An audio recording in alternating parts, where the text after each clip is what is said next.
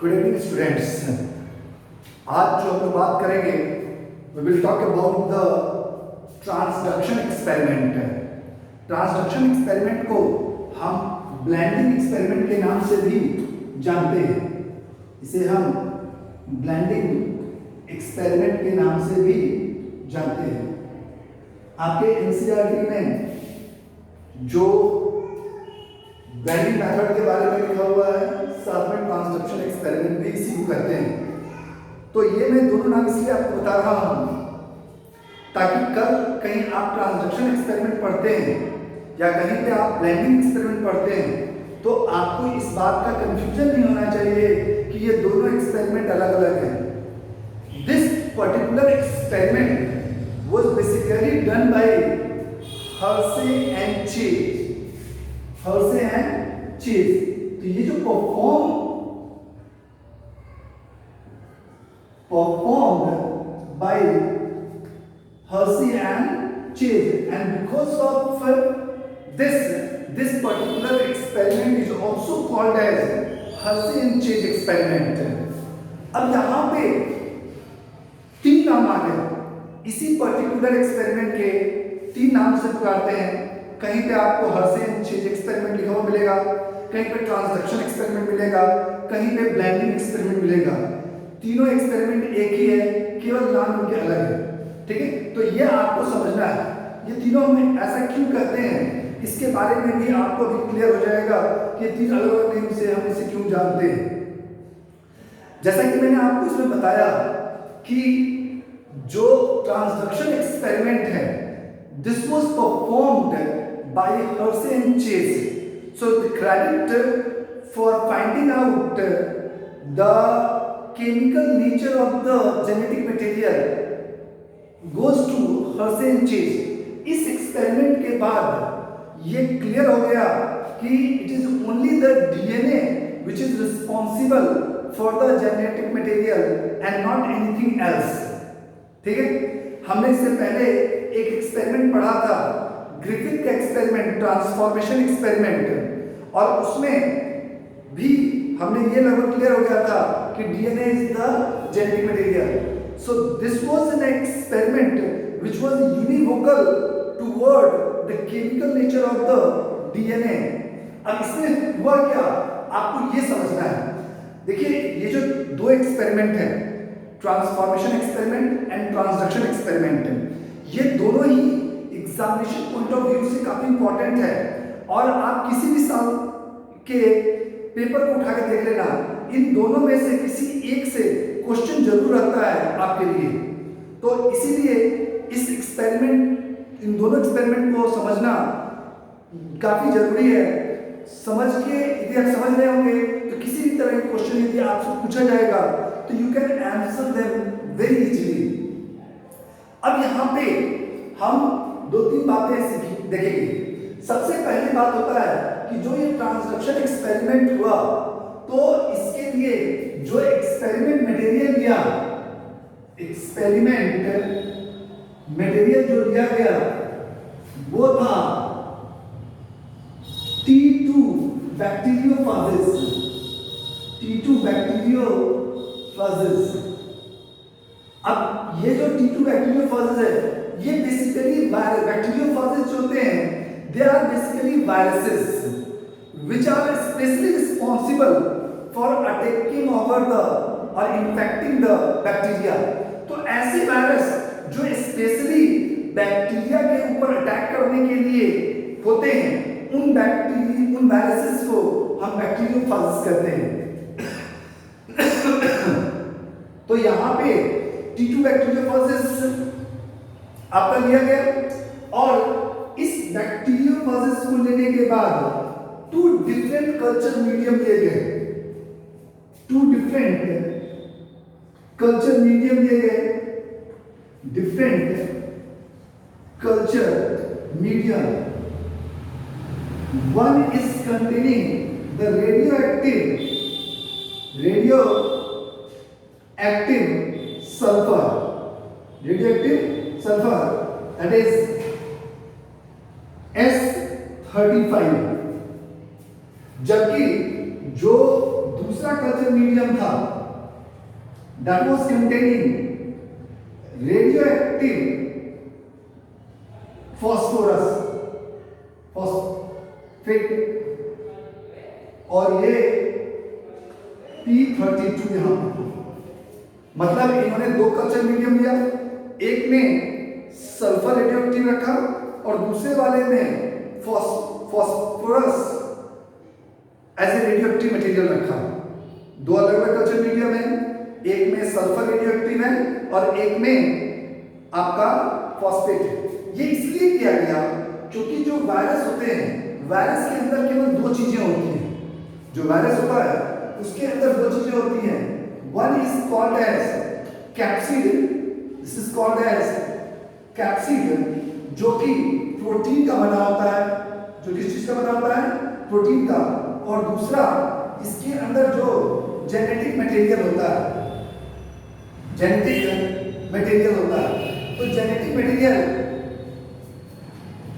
जो भी हो उसके स्ट्रैंड को जोड़ने के लिए फास्फोरस का होना बहुत जरूरी होता है, जबकि प्रोटीन के लिए सल्फर का होना बहुत जरूरी होता है।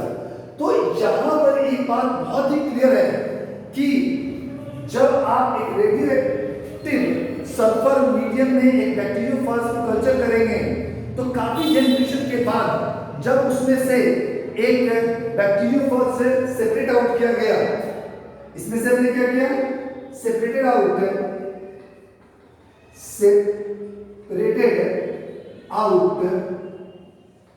the bacteriophage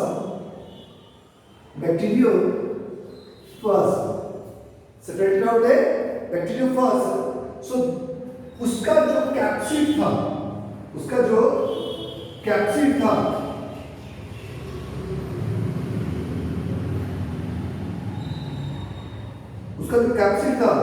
that was containing S35 radioactive sulphur was containing, लेकिन इसका जो जेनेटिक मटेरियल था वो नॉर्मल था क्योंकि यहाँ पे केवल रेडियोएक्टिव सल्फर रखा गया है, जबकि यहाँ पर जो वायरस कल्चर किया जा रहा था उसका जो कैप्सिड था उसमें तो नॉर्मल आपका नॉर्मल सल्फर था, लेकिन क्योंकि यहाँ पे डीएनए जो चल रहा था वहां पर इसके जगह पे फास्फोरस रेडियोएक्टिव है, that will be get integrated into our doctor.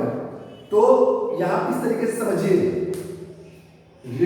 Her same चीज में दो कल्चर मीडियम लिया, one culture medium was containing A radioactive sulphur, another was containing radioactive phosphorus.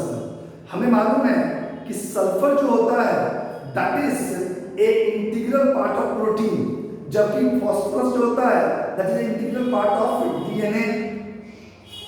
ठीक है, तो इसमें जब दोनों कल्चर मीडियम को अलग अलग कल्चर किया गया तो जो वायरस का कैप्सिड था which is made of protein, so that get incorporated with radioactive sulphur, जबकि जो आपका कल्चर वो कल्चर मीडियम जिसमें फास्फोरस रेडियोएक्टिव था तो उसके अंदर हमारा जो फास्फोरस P32 था that was integrated into its DNA. ठीक है, तो हमारे पास दो बैक्टीरियोफाजेस मिल गए, one was having the capsid was containing the radioactive sulphur, another bacteriophage was having the DNA as a DNA was having the radioactive phosphorus. इन दोनों को after that it was infected, इनको इन्फेक्ट किया गया एक E coli bacteria. ये जो है they were infected by what, इन्होंने इन्फेक्ट किया, they were made to infect over a E coli bacteria. इन्होंने इन्फेक्ट किया ई कॉली बैक्टीरिया को।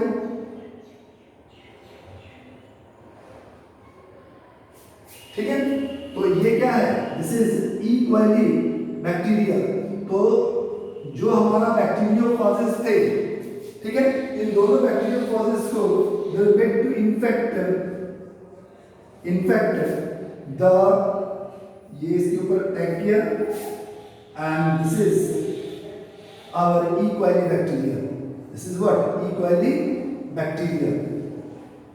तो यहां पर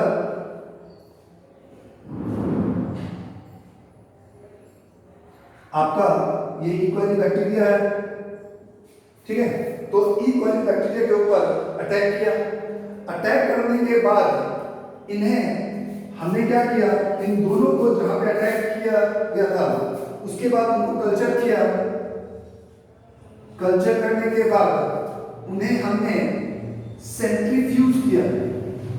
सेंट्रीफ्यूज करने का मतलब होता है जो बैक्टीरियाज आपकी E. coli बैक्टीरियाज है, they were put into a test tube like structure or test tube, and they were rotated with very high speed, because of which the material of the or the components of the bacteria will be broken down, and according to the density they will get arranged into the test tube. तो इसलिए हमने क्या किया, जो infected bacteria थे तो इन्हें infect किया। इन्फेक्ट में क्या होता है, जो बैक्टीरिया के जेनेटिक मटेरियल है they will get incorporated into the nucleoids.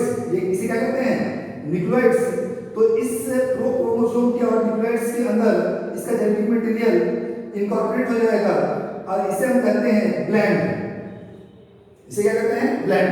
तो यहाँ पे ब्लेंडिंग हो गई आपकी, यहाँ पे भी जो भी जेनेटिक मटेरियल होगा वो उसके अंदर जाएगा and they will get incorporated into the genetic material of the bacteria, and when the bacteria will replicate or bacteria will divide, the genetic material will replicate, so the component of the virus DNA will also replicate। तो ये जो blend हुआ है इसको, इस infected bacteria को हमने क्या किया, कल्चर किया, और कल्चर करने के बाद इसे भी सेंट्रीफ्यूज किया। तो जब हमने सेंट्रीफ्यूज किया तो यहां पर हमें रेडियो एक्टिव सल्फर नहीं मिलता है। We did not get S35।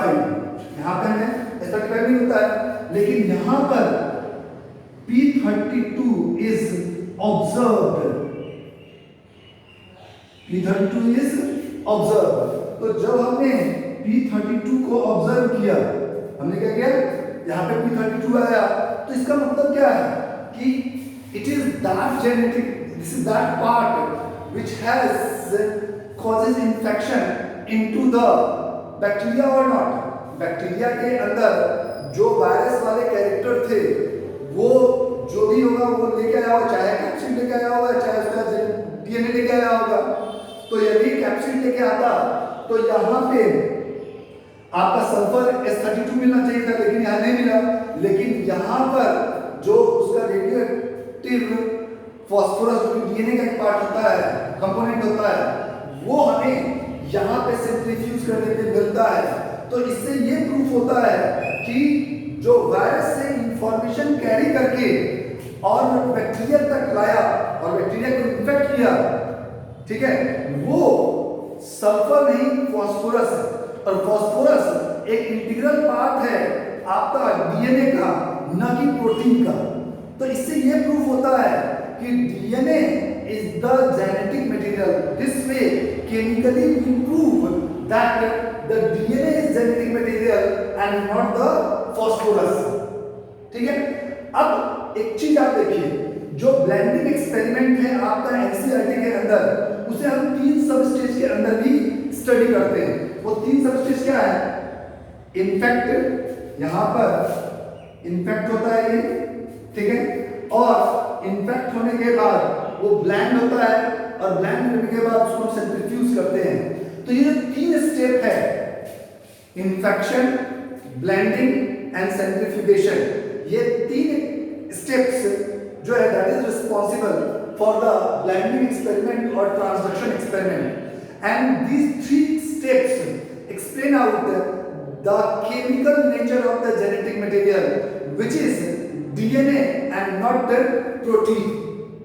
ठीक है। तो इससे ये प्रूफ होता है कि DNA का जो केमिकल, जो जेनेटिक मटेरियल का केमिकल नेचर है, उसमें फास्फोरस एक इंटीग्रल पार्ट होता है, न कि सल्फर। और फास्फोरस जो है वो डीएनए का और आरएनए का एक इंटीग्रल कंपोनेंट है, न कि प्रोटीन का। तो इससे ये प्रूव हो जाता है कि जेनेटिक मटेरियल डीएनए और आरएनए है, न कि आपका प्रोटीन, क्योंकि प्रोटीन का जो इंपॉर्टेंट कंपोनेंट होता है वो सल्फर है। और यहाँ पर after infection radioactive sulphur was not observe. मतलब ये हुआ कि जो इन्फेक्शन हुआ उसमें प्रोटीन ने इन्फेक्शन नहीं किया, प्रोटीन बाहर ही रहा, only the DNA enters and that is responsible for transmitting the infection into the bacteria.